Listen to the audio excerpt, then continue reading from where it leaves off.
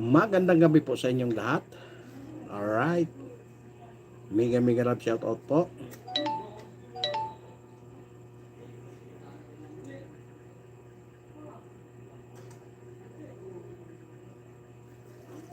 Mega love shout out po kay Mami Mercy Calunod. Ayan, mega love shout out.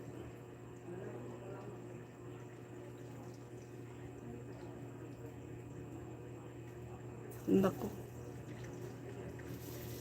Ano ba yan? Mahina na naman internet. Ayan.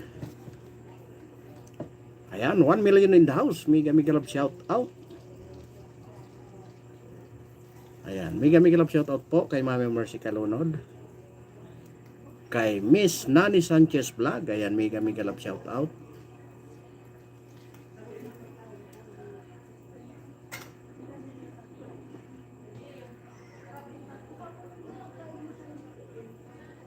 Ayan, may 2 million in the house. Mega love shout out.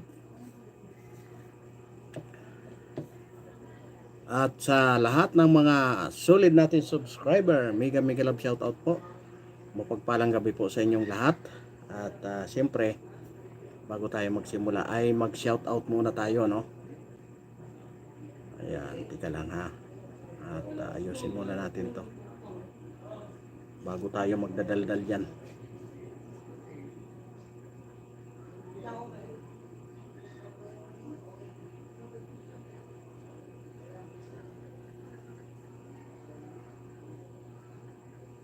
Ang bagal talaga pag dito pala.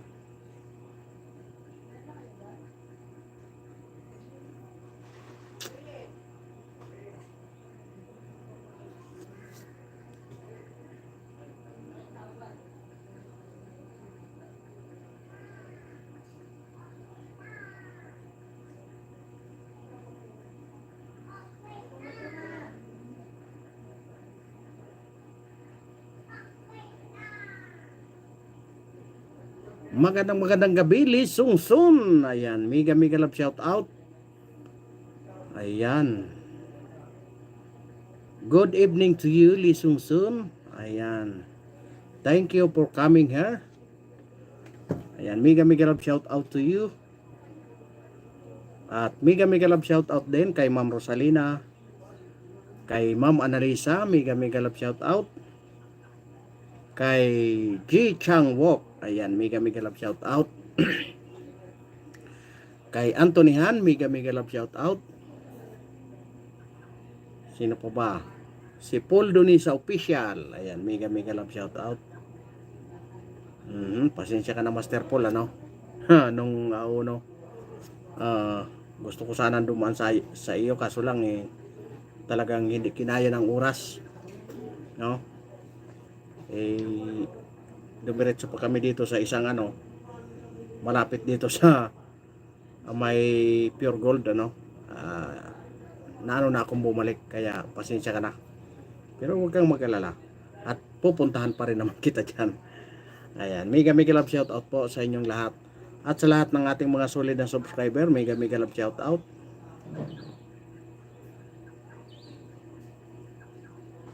Sa ating mga solid na subscriber, kay Lee Sung Sun, mega love shout out tayo.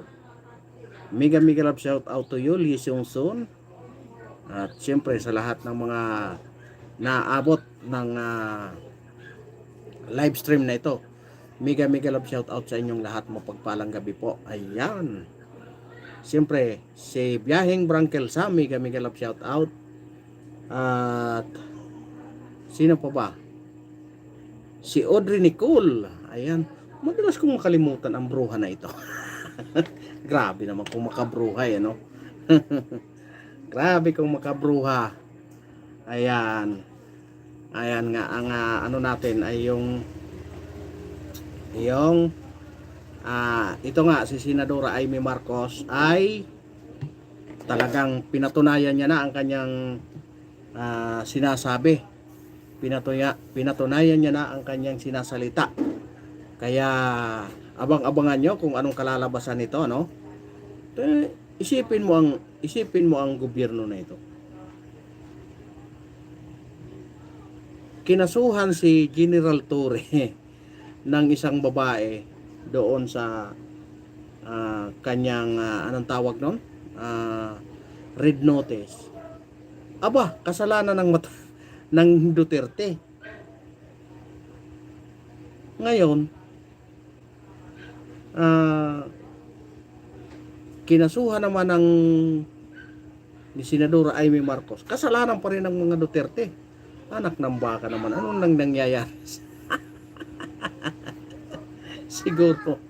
Siguro yung mga magnanakaw dito sa amin pwede na rin naming ibintang kay Duterte. Yung nakawan dito sa amin. Alam nyo, kanina lang nagkaroon kaming meeting dito sa homeowners. Kasi nga dito sa lugar namin ay mayroong gate. Mayroong tawag nito. Mayroon siyang gate na tatlo. Ang isa yung main gate.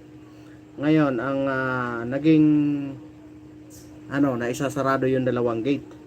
Bukas magkakaalaman bukas kung anong mangyayari. No? Kasi nga maraming umaayaw kasi paano naman daw yung mga estudyante. Siyempre, sinasaalang-alang naman namin yun, ano? Pinag-usap-usapan namin na talagang kanya-kanyang magsakripisyo talaga ang lahat. Kasi nga marami nang ninanakawan. Alam nyo, pati pulis. Damay na pati pulis, ninanakawan na rin. Kaya nga, nakakahiya mang aminin. Nako, pulis ninanakawan na dito sa amin. Kasi nga, napakarami ng adik. Walang pang ganyan. Oh. Anong gagawin? Di magnakaw. Ayun, nagnakaw ang mga ulupong. Grabe ang pahirap. Kaya anong gagawin namin? Ang tanging gagawin na lang namin, di gumawa kami ng hakbang para lang magkaroon tayo ng konting katahimikan, ano? Oh. Kasi nga napakarami ng adik. Oh, ngayon anong masasabi nito ng ating Chief PNP? Na daw, okay lang na yung mga gumagamit na maliliit para magawa ang kanilang trabaho. Naku po, nakakaano man sabihin, pero ewan ko, ano bang pag-iisip ang mayroon yan? Sabihin man natin na saywar yan, na hindi magandang saywar yun. Di ba? Kasi nga, sa hirap ng buhay, kung papayagan mo ganyan, yung mga user na ganyan, saan kukuha yan? Yung mga wala naman trabaho. Ang tanging magagawa niyan kung hindi magnakaw. Oh, katulad na nangyayari dito. Dahil nga sa ngayon hindi na namin iniintindi yung mga matatanda Kasi na yun sa kanila, ang iniingatan na lang namin ngayon yung kabataan na wag ma-impluwensyahan itong mga nakakatanda. Kasi wala man kaming magawa, hindi man kami otoridad para manghuli. Oh. Ang kinasasama pa ng loob namin, magsumbong kami sa kinauukulan, tatanungin pa kami kung anong pangalan, kung anong, naku po, di ko maintindihan kung ano ba talaga. Nagtatrabaho ba talaga sila? Or umiiwas lang sila sa kanilang responsibilidad? Kasi nga isipin nyo yan, magsusumbong kami. Ngayon tatanungin kami, anong pangalan? Pwede nyo bang mapicturan? Di parang sinabi ng kapulisan na kami na ang mag-solve ng problema dapat nilang isosolve.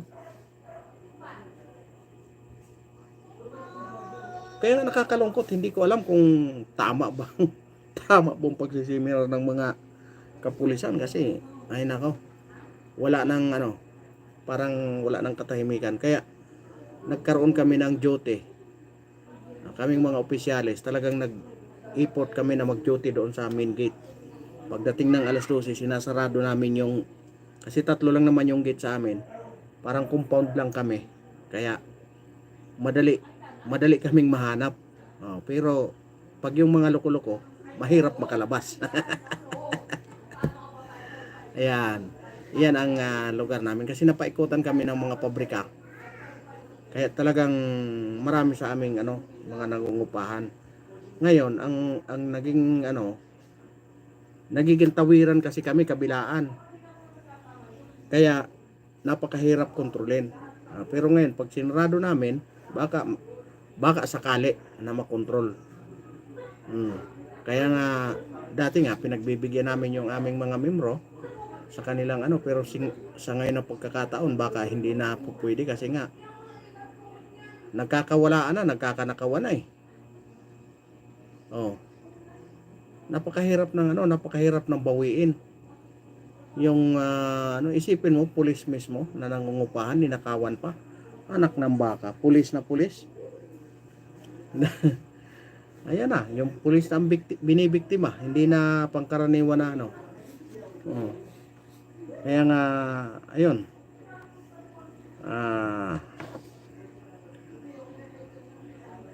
Talagang pinipilit namin na kahit papano magkaroon ng konting katahimikan dito sa lugar namin kasi nga nako, napakahirap talaga. Ay, Paulets. Sino ba talaga itong Paulets na ito? Palagi ito kay palagi ito doon sa kay Master Paul, kay Ma'am Analisa. Kilala siguro namin to. Hayaan na natin yan. Kung kilala namin yan, bahala na siya dyan sa buhay niya. Yun nga, ang mapasensya na kayo na medyo naligaw tayo. Pero ang topic talaga natin ngayon ay itong si Tore, si Marvel, yung dalawang Remulla, sino yun? Sila Kanilaw. Sino pa? Yung mga involved doon sa pag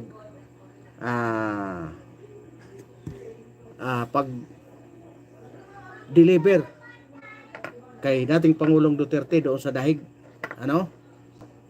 Talagang pinatunayan ni Senadora Amy Marcos na talagang siya ay may isang salita. Kaya ang nangyari kahapon ay nagsampa na siya ng kaso sa ombudsman. Ayan, mega love shoutout sa inyong lahat. Mayroon na tayong 3 nanonood. Ayan. Mali ang nangyari, nagsampa na si Senadora Amy doon sa ombudsman. Abangan na lang natin ang ang kabanata nito. Kasi nga si Gwendolyn nasuspende. Kasalanan ng mga Duterte. Ngayon si General Torre kinasuhan din ng isang babae dahil doon sa red notice. Kasalanan din ng Duterte. Kawawa naman ang mga Duterte. Filipino Boy, Kuya Bus DTV, shout out. Ayan, mega love shout out kay Filipino Boy. Magandang gabi. Mukhang ano bang pulutan natin ngayon? Sabado eh. Mukhang may tagay-tagay to the max tayo. Ayan. Ay, gusto kong i-announce sa inyo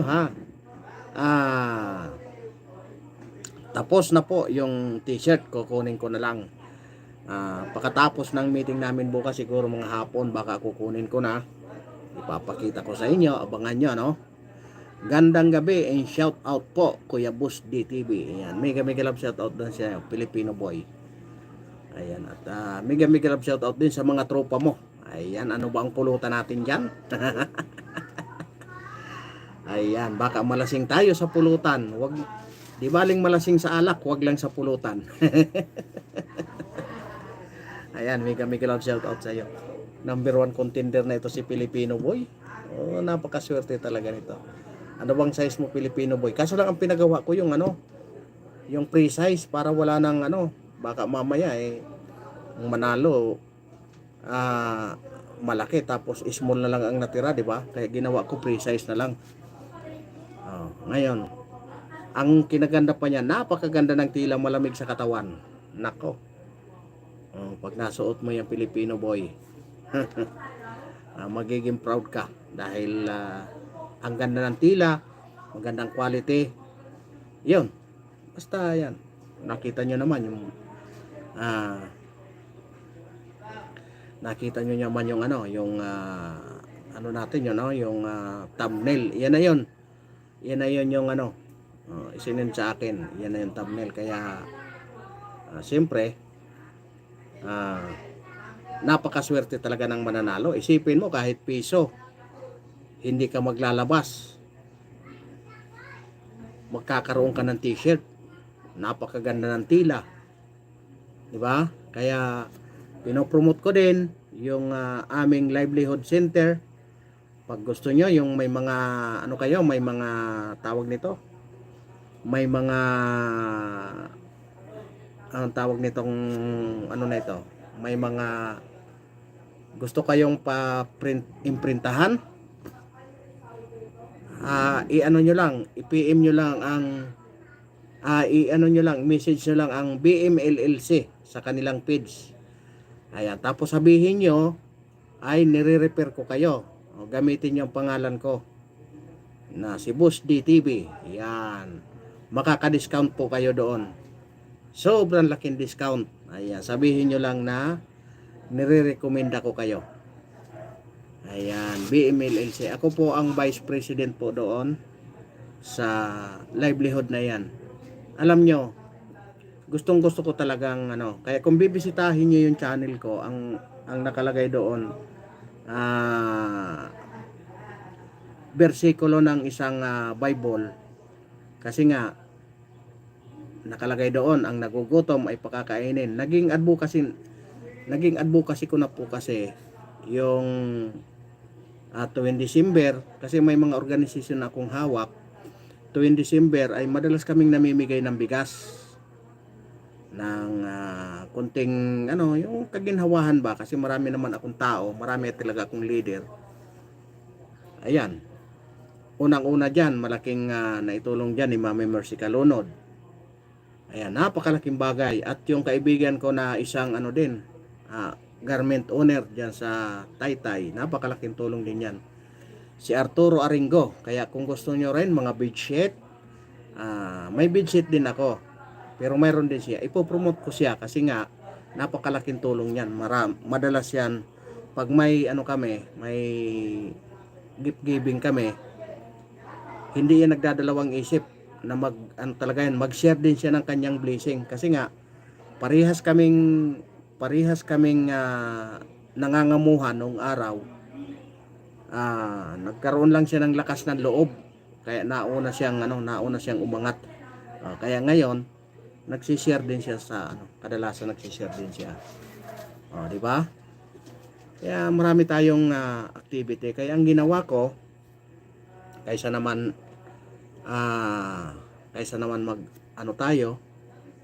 nag-isip kami ng paraan. Ayan, at diyan naman nakasama na naman sa mga pagtagni-tagni ng malalalim na ano yun buo, pagbalangkas, yung pag-isip ba, pagplano, malaking tulong din yan ni Mami Mercy Calunod. Kasi nga ang ano dyan, yung kanyang mga sinasabi, yan, na sabi nga, hindi ka matututo pag hindi ka nagkakamali, di ba? Kaya napakalaking tulong din yan. Kaya nabuo ang ano na yan sa pakikipagtulungan din namin sa kagawad ng barangay na napakasipag. Ayan, pasalamatan ko rin si Kagawad Nining Bingano. Ayan, talagang makadiyos din kasi kaya nagtugma yung ano namin, yung mga idea namin, kasama doon si Mami Mercy Calunod, nagtugma lahat yung mga idea, kaya nabuo yung BMLLC, Barangay Mapulang Lupa Livelihood Center. Kaya nabuo yan ang ano na yan, ang livelihood na yan. Ang membro po ng BMLLC ay 50 na po. Ibig sabihin 50 katao na yung natutulungan yan ng BMLLC na yan. Kaya pag kayo po ay nag-avail ng halimbawa t-shirt, may mga tote bag kami. Tote bag, may mga ano din doon, may mga bedsheet, may cycling, may leggings. Ayan, makakabili po kayo doon. Ngayon, ang ano dyan, gamitin nyo yung Boss DTV, makaka-discount kayo. Ayan, ganun ang ano namin yan. Kasi nga, pinopromote namin yan. Pag kayo bumili dyan, natulungan nyo na lahat yung 50 katao na membro doon. Natulungan nyo na yun. Kasi nga, ang ano doon, may sumasaho doon sa pananahe, sa pagtatabas, basta doon, sa kabuuan ng production. Pag kayo bumili kahit isa, nakakatulong na kayo. Malaking tulong na yon, di ba? Kaya ganun ang ginawa namin na naisip na paraan. Ganun ang inano namin. Kaya nga, nung mga panahon na talagang busy, ngayon busy pa rin. Kaya ang posisyon ko ay busy rin. Kasi nga hindi tayo pwedeng maging presidente kasi busy. Di ba? Pangalawa, may trabaho ako talagang Pangatlo, active ako sa politika kung saan na nandoon ako. Kaya nga hindi ako pwedeng maging presidente kasi busy. Di ba? Ayun, ang tangi ko lang magagawa pag ganitong nag-live ako, magpo-promote ako. Ayan, yung mga malalapit lang diyan. Halimbawa magpa-imprinta kayo, halimbawa reunion, 'di ba? Magpa-imprinta kayo. Pagpupunta kayo sa mga mall, magpa-imprinta kayo doon. Aba, imprinta pa lang 125 na. Kasi December nagpa-imprinta ako, 125 ang imprinta. Bibili pa ako ng t-shirt. Yung t-shirt tag 80 pa, di umaabot ng 125 plus 80, 205. 'Di ba? Pag doon sa BIM LLC kayo mag-order, aba, nasa 180 lang. 180. Kung ginamit nyo pa yung pangalan ko, aba, baka mas malaki pang madi-discount nyo. 'Di ba? Kaya kung gusto nyo, punta lang kayo sa Facebook at hanapin nyo ang BMLLC. Ayun, Barangay Mapulang Lupa Livelihood Center. Di ba? Ayan, makikita nyo na doon yung mga produkto na talagang napaka quality yung quality ang tila. No? Quality lahat yun. Hindi kami maglalabas ng hindi quality. No? Kaya maraming salamat sa inyong advance. So, diba?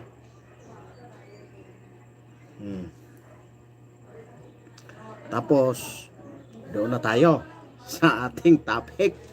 Itong topic natin ngayon ay yung mga kumidnap di umano kay dating Pangulong Duterte. No? Kung saan, ito si Amy Marcos ay pumunta na po ng ombudsman at pinakakasuhan na po yung mga involved doon sa sinasabi nilang ordinary rendition sa pagdakip kay dating Pangulong Duterte. Dahil nga hindi makatarungan, maraming nilabag, maraming batas na nilabag. Ayun, ombudsman na antay natin ngayon kung ano ang kahihinatnan. No? Ngayon, ang tinitira naman ngayon si Pulong. Si Pulong Duterte. Marami na silang tinitira ngayon. Ang tinitira si Pulong, si Sara, si Aimee, si Camel, si Pacquiao. Ayan, kaya masasabi natin na ang alyansa, wala nang alyansa. Watak-watak na talaga. Di ba? Tatlo na ang tinira ng tinira. Oh, kaya nga nagkakatotoo na yata yung balibalita na itong si ano, itong si kaya nagsusulo na rin itong si Tolentino at saka yung isa ilalaglag na nila kasi nga ang ipapasok nila si Bam at saka si Kiko dahil medyo umaangat-angat sila sa survey. Oh, yung mga walang kwenta ano na, pinapaimbestigahan na ni Pangulong Marcos yung kanyang kaalyado mismo. Oh, ngayon ang ano doon, bakit simula pa pala pandemic may problema na? Kinuha pa nilang kaalyansa, hindi pa nila pinapaimbestigahan. Ngayon, nung prinumot, nung nagkaroon sila ng ads ni VP Inday Sara, bakit ngayon biglang nagka-problema na ang prime water? Oh, di ba? At itong last sorte, hindi na binanggit ang isang Camille Villar. Kawawa. Kawawa naman. Awawa naman ang Camille Villar. Di ba? Hindi na prinumot.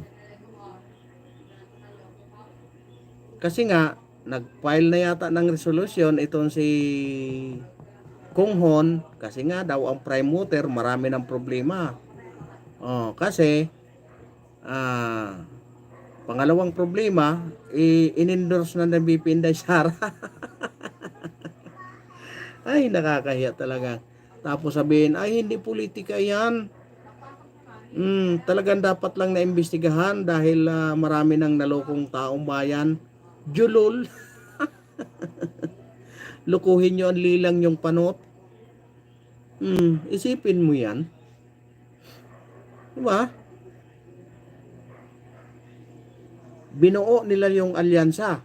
Walang problema. Binuo nilang pagkaisahin yung kanilang alyansa.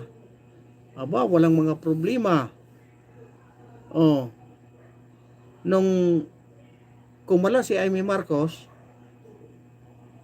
aba, nagkaunti-unti nang nagkaroon ng problema. Nung in-endorse si BP, nung in-endorse ni BP Inday Sara si Camille Villar, aba, may problema na. Oh, anyari. Di ba? Anyari, bakit nagkaganon? Pambihirang buhay na yan. Napakahirap naman ang ganitong kaalyansa tapos sila mismo ang binibira. Oh, si Manny Pacquiao naman, anong nangyari ngayon? Ang umalsa naman si ang umalsa naman ito si si Jinky Pacquiao. Oh, pero si Manny Pacquiao wala namang pakialam. Sa daming pira niyan. Pag nanalo ako di swerte, makatulong ako.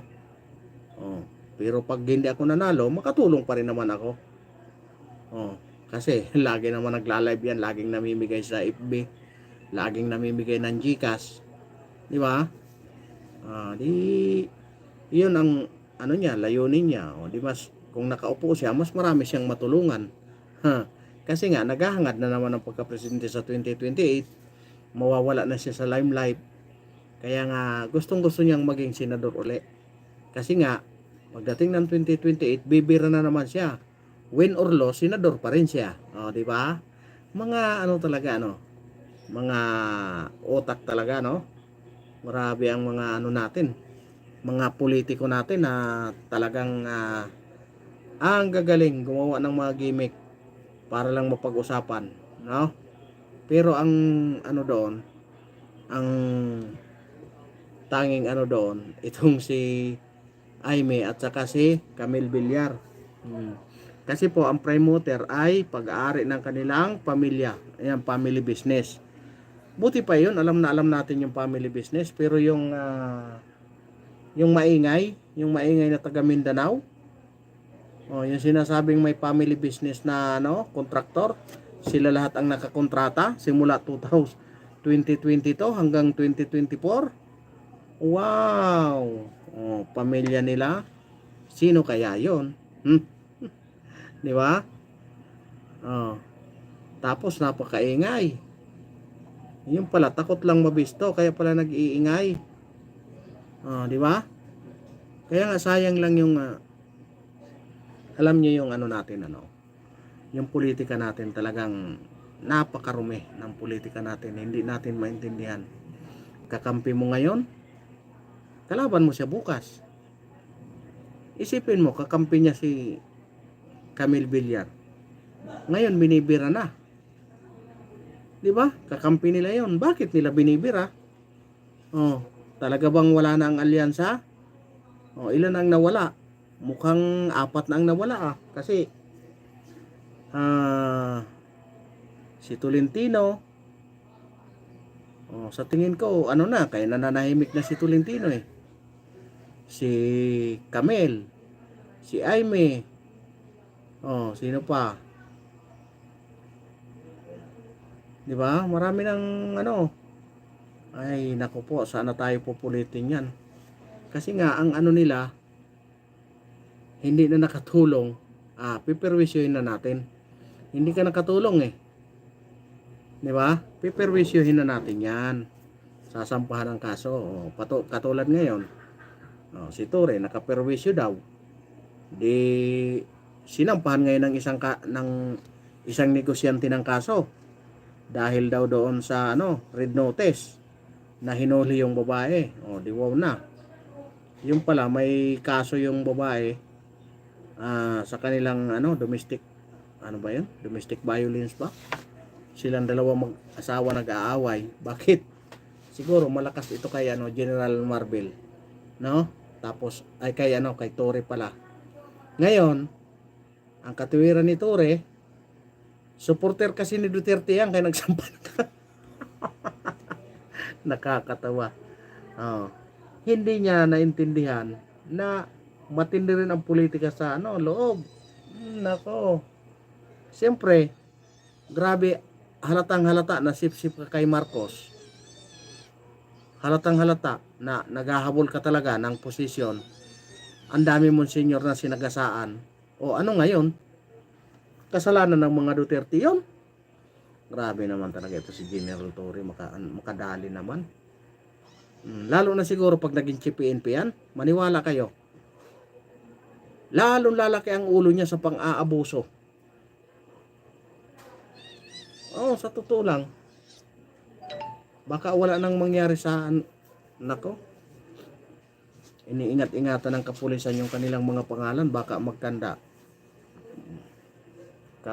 Kabulastugan na ang mangyayari sa ating kapulisan. Kawawa naman yung mga nag-aaral ng pulis. Alam niyo yung mga nag-aaral ng pulis ngayon?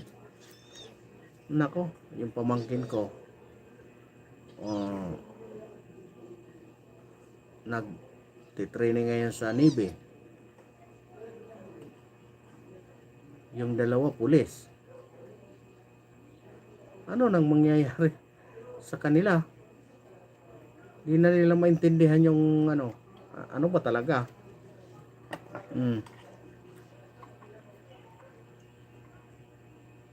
Sayang lang yung kasi, yung ating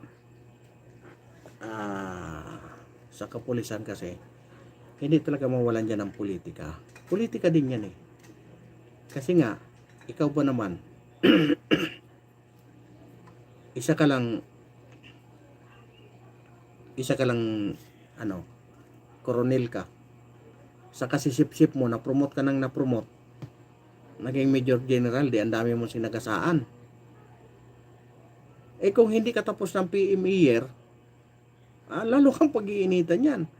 Okay lang kung PM year ka, kasi may mga yan dyan sila eh. Kahit na pinakamababa kang ranggo, prinomote ka ng prinomote para maging pinakamataas ka dyan, kahit papano, pag naging na yan sila, may respetuhan yan. Alam niyo kung bakit? Kahit pinakamataas ka, pagdating doon sa under mo sila. Pero pag kayo nagkita-kita na yan, under ka niya nila. Ganon ang respetuhan ng mga PMEer. Ganon sila. Oh, kung hindi ka mayor ay yari ka talaga. Oh, di ba? Tingnan niyo no si General Maganto. Si General Maganto ang unang-unang naging general na sa pagkakaalam ko ha, na PNPA. Yan, nagtapos ng PNPA. Pero anong nangyari? Nagka-ambos-ambos.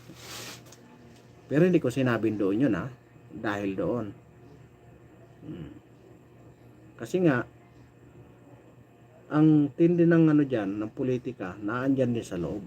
Kahit na dito sa atin, dyan sa Malacanang, napakatindi. Si Senador Aimee Marcos ang nagsasabi na siya mismo hindi niya makausap ang kanyang kapatid. Kailangan dadaan sa mga alipuris talaga. O anong ibig sabihin nun? Ang ibig sabihin lang nun, talagang ang pressure sa Malacanang wala sa Pangulong Marcos. Naandon sa kanyang mga alipuris. Kasi nga nakikita nila na itong si BBM may kahinaan pagdating sa decision making. Kaya anong gagawin natin? Iti-take over natin yung kaalaman niya. Ngayon bahala na siya dyan pagdating sa basta yung decision kailangan papabor sa atin lagi yan. Ganon na. Ganon ang ganon sila ganon minamaniobra ang isang Bongbong Marcos. Kaya nga tingnan mo, kapatid mismo umamin na hindi niya makausap ng personal ang kanyang kapatid. Kasi nga napakaraming alipuris na nakaabang. Bago makarating doon sa kapatid, dadaan muna doon sa katakot-takot ng mga alipuris. Sino dyan ang unang-una? Yung kanyang pinsan, si Romualdez. Pangalawa, yung iis nila. Pangatlo, yung mga sip-sip. Yung mga kapatiran. Yung mga magkakapatid. Di ba? Nako, grabe. Grabe ang Kaya talagang alam niyo sa totoo lang. Si Pangulong Marcos, hirap na hirap siya. Unang-una, kailangan yung asawa niyang masunod. Pangalawa, yung mga advisor, palaging nakabulong yan. Oy, Mr. President, mali yan. Kahit nasa tama na sana yung direksyon, minamali nila. Kaya ang gusto nila, maligaw. Para doon nila pagsasamantalahan. Kaya nga, tingnan nyo. Nung nangyari ang kalamidad sa Bicol, ano sabi ng Pangulo? Ano ang dapat nating gawin? Di ba? Walang magawa kung hindi kumamot sa ulo. Kasi nga, yung mga tauhan niya hindi updated. Hindi kaya mamumblema talaga siya. Anong gagawin natin? Kamot ulo talaga siya.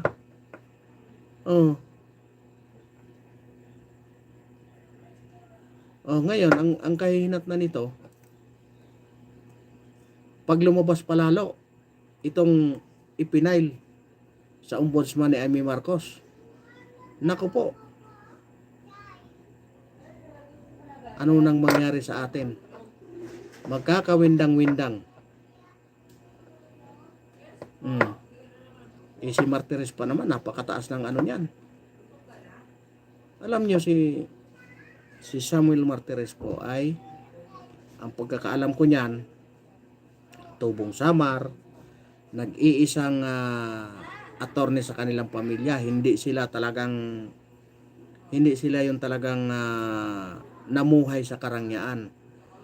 Si Samuel Martires po ay ang kanilang pamilya, siya lang ang naging attorney. Kaya hindi maanuhan talaga ang integridad ng matanda. Di ba? Hindi kayang anuhin ng integridad ang matanda, lalong-lalo na pagdating sa batas. Kasi nga yung mama diretsahan. Tingnan mo si Gobernador Gwendolyn. Anong nangyari? Sinuspende. Dahil nga sa mga maanomalya. O, nakitaan ng probable cause. Anong gagawin? O, tutulugan? Hihilikan yung papel? O, kaya nga ang tanong, kung hindi ngayon, kailan pa? O, kaya itong si Samuel Martires ay talagang ngayon na, hindi yung kung kailan. Ganon ang naging panindigan ng ano na ito kasi napaka ano pala nito, ang daming pinanggalingan din ito bago naging attorney. Namasukan din palang pangkaraniwan na laborer. Kaya nga yung mama napakataas ng integridad. Hindi kayang bilihin kasi nga galing sila sa hirap. Kahit maghirap siya, kayang-kaya niyang magtiis eh. Kasi nga mahirap yung pamilya niya. Siya lang talaga ang bukod tanging nagsumikap at nakatapos. Ngayon, nung nasuspindi si Gwendolyn, ay kasalanan ng mga Duterte yan. Kasi nga, kinakampihan yung kalaban. O di wow na. Sa inyo na nga lahat ang gobyerno eh. Kung ang Duterte malakas pa, may kapangyarihan pa, bakit nadala siya sa dahig? Di ba? Ang tanging lakas na lang ng dating Pangulong Duterte ay kami, na mga taga-suporta niya. Kasi, naging tapat siya. Oh. Sinabi niyang tutukan niya ang drug war, tinutukan niya. Oh. Pag sinabi niyang sagot niya ang kapulisan, sagot niya. Di ba? Paulit-ulit niya sinasabi yan. Gawin niyo lang ang trabaho niyo at nasa likod niyo ako. Pag hindi niyo ginawa ang trabaho niyo, ay tanggal kayo. O, ganon yung iniiyak-iyak doon sa Kongreso na marami daw natanggal na mga pulis. Bakit hindi tinulungan? Bakit mong tulungan? Mga loko-loko yun. Di ba? Alam nga naman tatanggalin lang ng ganon-ganon, hindi pinag-aralan. Nakitaan ng pagkakamali, ditanggalin talaga yan sa kapulisan. Alam nga naman tulungan niya ng Pangulo, ayaw niya nga sa korupsyon. Tapos yung pulis niya matanggal lang dahil sa korupsyon. Tutulungan niya, o di wow. Galit na galit nga siya sa galit na galit nga siya sa drugs eh. Gusto mo i-absuelto pa ng mga drug lord. Diba? Tingnan mo, si Kerwin Espinosa. Abay, kandidato panloko. Anak ng baka. Nagkumpis na nga siya eh. Nangumpisal na nga siya eh. Tapos ngayon, pasigaw-sigaw pa doon na ay nako, napakalinis niya. Napakalinis yung tao. Mga ipokitong tao. Kita mo? Magkasundo pa sila ni BBM. Anong ibig sabihin nun? Nako. Mahirap nang magsalita. Kasi sa amin talaga dito, napakaraming adik. Di ko alam sa ibang lugar kung talagang may mga adik pa rin na marami. Dito talaga sa amin maniwala. Yung may nag-rehab dito, dalawa. May nagpa-rehab. Yung isa na baliw. Yung isa na dido. Di ba? Nadido. Nagurgor yung isa nawala sa katinoan. Kasi nga sabi niya nung ipinasok sila doon sa sa katekista, pinangaralan sila ng tungkol sa mga pagmamahal sa kapwa, sa pamilya, sa Diyos, sa Panginoon. Tinuturuan nila. Kaya yung isa na baliw, yung isa naggurgor. Hindi nila matanggap eh. Na ganun na pala sila kalubog sa kasalanan. No? Akala natin okay lang, hindi tayo nakakagawa ng kasalanan. Subukan niyo pong magbabasa ng Bible. Magbasa po kayo ng Bible. Napakaraming maliit na bagay pala, napakalaking kasalanan niya sa Panginoon pag ikaw ay nagkamali. Pero sabi nga ng Panginoon, pag ikaw ay humingi, ikaw ay pagbibigyan. Kaya nga, pag nanalangin ka at humingi ka ng tawad, ikaw ay patatawarin. Di ba?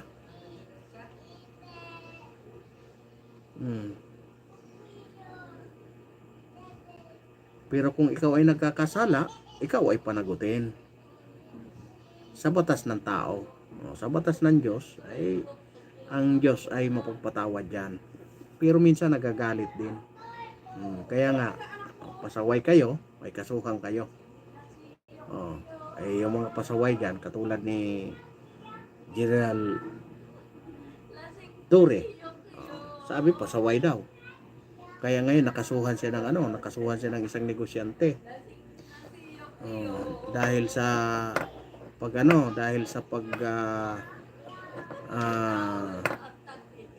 ng red notice, kinulong pala itong babae na ito eh. Tapos sabihin niya na shock siya. Kinasuhan siya dahil supporter ng dating Pangulong Duterte. Di wow na sa'yo. Ikaw na. Ikaw nang napakahinyo. Grabe ang grabe, kawawa. Aywan ko na lang. Itong ang sinusuportahan naman namin, parang David and Goliath. Kasi nga, ang namin, ang sinusuportahan namin sa pagkakongresista ay pero napakalakas niya kasi number 1 councilor siya eh. First termer, number 1 councilor. Tatlo silang magkakapatid, talagang consistent na yung isa tag-siyam na taon, talagang hindi nalalaglag. Itong kanilang bunso ay nakaunang termino pa lang, pero talagang pinili niyang maging independent para tumakbo ng congressman. Kasi nga ang aming congressman hindi sikat. Di ba? Si Kong Gerald hindi sikat. Iyon ang aming congressman. Kaya nga ako sa totoo lang, sa totoo lang, marami ako sinusuporta ng politiko. Marami. Pero pag hindi ko nagustuhan ang kanilang ginagawa, nako, maghiwa-hiwalay tayo. Ayaw ko yung ganyan. Masaya na ako kung pag bisita ko sa opisina nyo, bigyan nyo ako ng kape. Okay na sa akin yun. Pero kung puro kabulastugan, ay nako. Nako, dito sa amin, yung dating congressman, nag-reprop dito sa kasi nga ang Valenzuela po ay inaano namin na zero squatting sa mga estero. Kaya dito sa amin ang estero napakalilinis na po. Nililinis na yan. Wala ka nang makitang squatter sa sapa.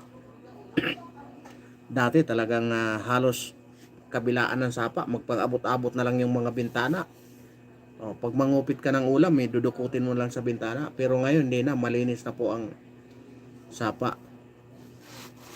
Talagang binakura nila nilagyan talaga nila ng mataas na barrier. Pero, yung congressman namin dito, nako, hindi ko alam. Bakit? Ang ginawa ng mga kontraktor, hulugan ng malalaking bato, tapos huhulugan ng buhos.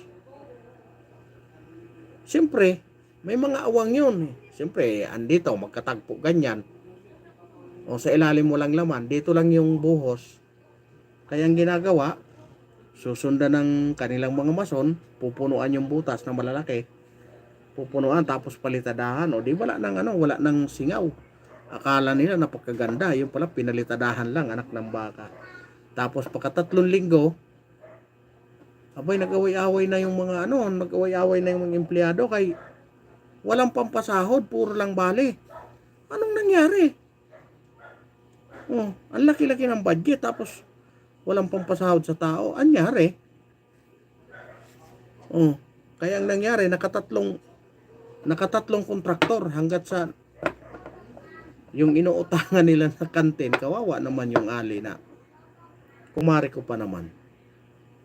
Inuutangan nila ng tubig, pagkain, alak, nandoon na lahat. Hindi makabayad-bayad yung mga pobre kasi nga ang sahod bali-bali. Ay, anong nangyari na? Wala bang, kinontrata nyo ba yan na walang pera? Bakit pasahurin nyo ng bali-bali yung mga tao? Di na makabayad ang kanilang mga utang. Oh, ganon kalala ang sistema pagdating sa baba. Dapat yun talagang yun talagang unang-unang yung mga sumisigaw ngayon ng mga korupsyon. Yan ang unahin nyo. Yung sinasabi ni Mayor Magalong na 30 to 35% ang nagiging kickback.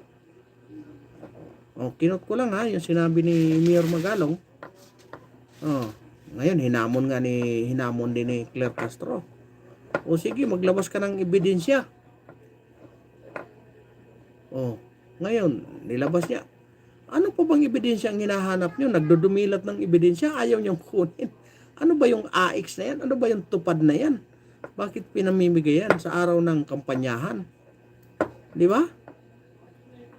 Oh, tingnan niyo yung Tingnan niyo yung 20 ang kilo ng bigas. Grabe pa ang propaganda nila.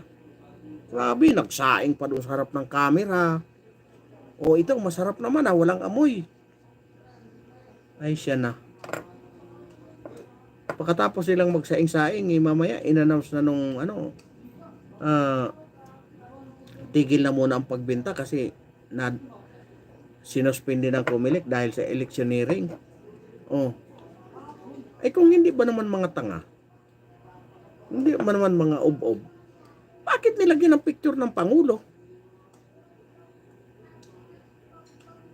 O di talagang makasuhan. Inabsuelto na nga nung una, binaboy nyo pa. Sus, Mariang Garapon. Anong nangyari sa... Ay, grabe ang natin. Grabe ang circus natin ngayon. Dami ang patawa. Dami ang patawa. Dito nga lang sa amin, dami ngang nawala. Siyempre, tinitrace namin sa CCTV. May mga CCTV po kasi dito sa amin, kaya hindi kayo makaligtas. Kahit magnakaw kayo ng panty dyan sa sampayan, makikita kayo at makikita sa CCTV. Ngayon, sabi nung siyempre, na kami, may mga kakilala naman kaming pulis, na kami, sir, gusto lang sana namin na kasi marami nang nakawan. Alam mo ba sagot sa amin? Sir, ganito lang po, kuhaan nyo ng picture, pangalan, middle name, saka yung totoong pangalan. Abay, akalain mo yung mga poser, yung mga adictus, malalakas ang pakiramdam niyan. Pag ikaw sanay ka na nilang nakikita, pag nakikita nilang pagbabago ng kilos mo, wala kang makukutab diyan kahit isa. Kasi iyan ang lalakas ng pakiramdam niyan. Alam niyo bakit? Kasakay ko nga sila sa sa LRT. Talagang iba na yung puti na lahat yung mata Dilat na. Panay pandila-dila. Para ng bayawak. Naku po, napakahirap na ng kalagayan. Napakasarap pa naman maligo. Nasarapan ngayon yung mga pulis na nakalimutan na yung kanilang mga gamit. Ayan, ninakaw. Ngayon, nahuli naman nila. Ang kaso, wala na sa katinuan kasi nga sabog. Naku po, anong gagawin? Kaya ang ginawa, itinali yung tawag nito, wheelchair yung may-ari ng wheelchair, pinatulog na kasi nga ang ano, itong ah, may-ari ng wheelchair dating kilala din, diba? Kaya ayun, abangan na lang natin ang mga susunod na kabanata kung paano ilalampaso ng ombudsman. Kung paano suspendihin ng ombudsman. May karapatan kayang ombudsman na utusan ang presidente na iwanan mo muna pansamantala ang iyong hanggat hindi nalilinis ang iyong pagkatao. Gagawin kaya yun no? Gagawin kaya yun ng kay Pasalyote?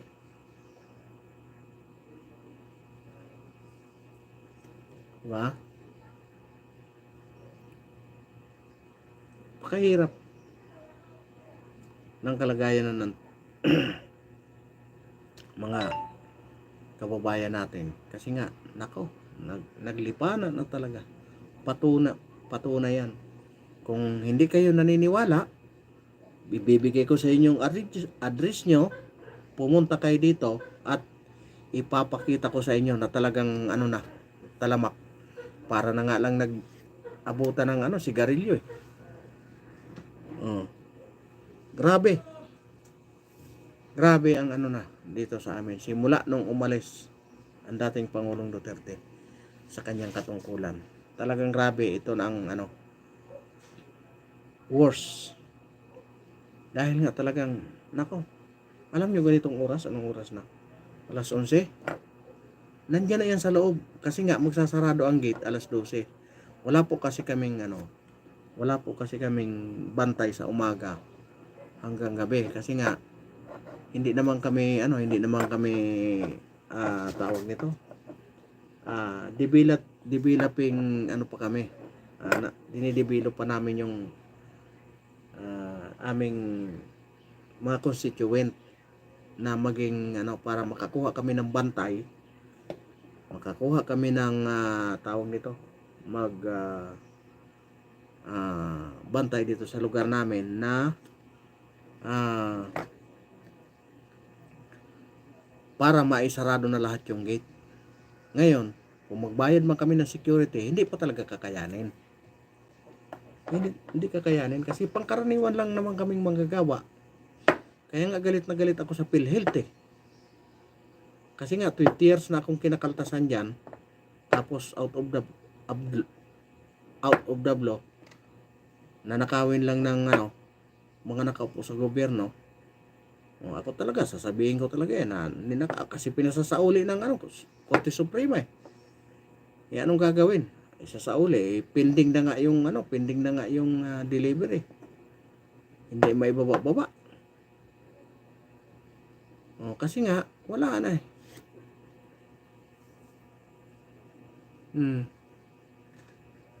Sayang lang yung mga panahon na pinaglaanan ng dating Pangulong Duterte, tapos ngayon pinabayaan na talaga, as in napabayaan na. Kasi wala silang ibang tiningnan kung hindi ang Duterte. Makulong ang mga Duterte. Ngayon, paano na ngayon yung pag napalabas yan? Kasi po, nung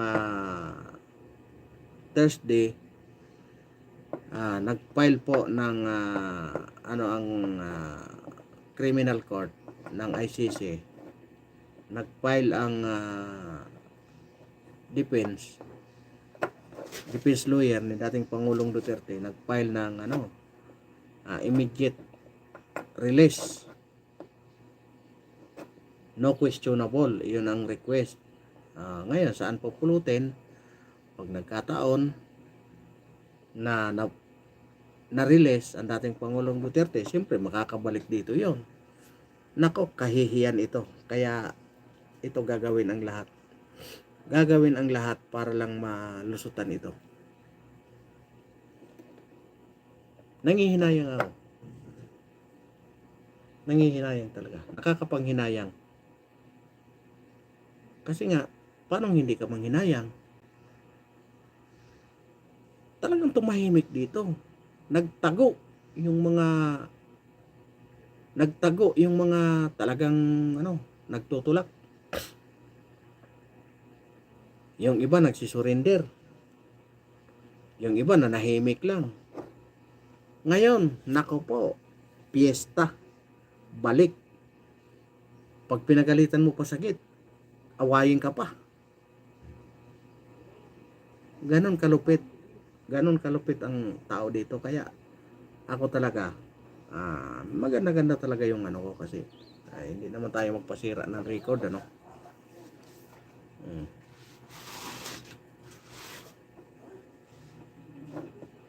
Kaya nga dapat itong mga senador na ito, dapat sundin niya yung ganitong mga na hindi talaga mayaman. Pupunta-punta ka ng farm, yung pala sa inyo naman na farm, pambihirang buhay na yan. Nakaisang oras na tuloy tayo. Nakaisang oras na tayo dito kadadaldal. Si Paulits lang kasama ko, tsaka si Filipino boy. Yon. Ayan, gusto ko lang pasalamatan bago tayo magtapos, Gusto ko lang pasalamatan uli si Mami Mercy Calunod. Ayan, laking bagay yan. Napakalaking tulong. Lalong-lalo na pagdating dito sa ating mga kababayan. Naku po, daming tinulungan yan. Maniwala kayo. Napakabait ng na yan. Pero minsan, busit lang. Pero sa kanyang kabusitan, marami kayong matututunan. Hindi biro po yan. Totoong tao. Napaka-natural. Ayan. Maraming salamat po sa inyong lahat. Mapagpalang gabi at God bless us all.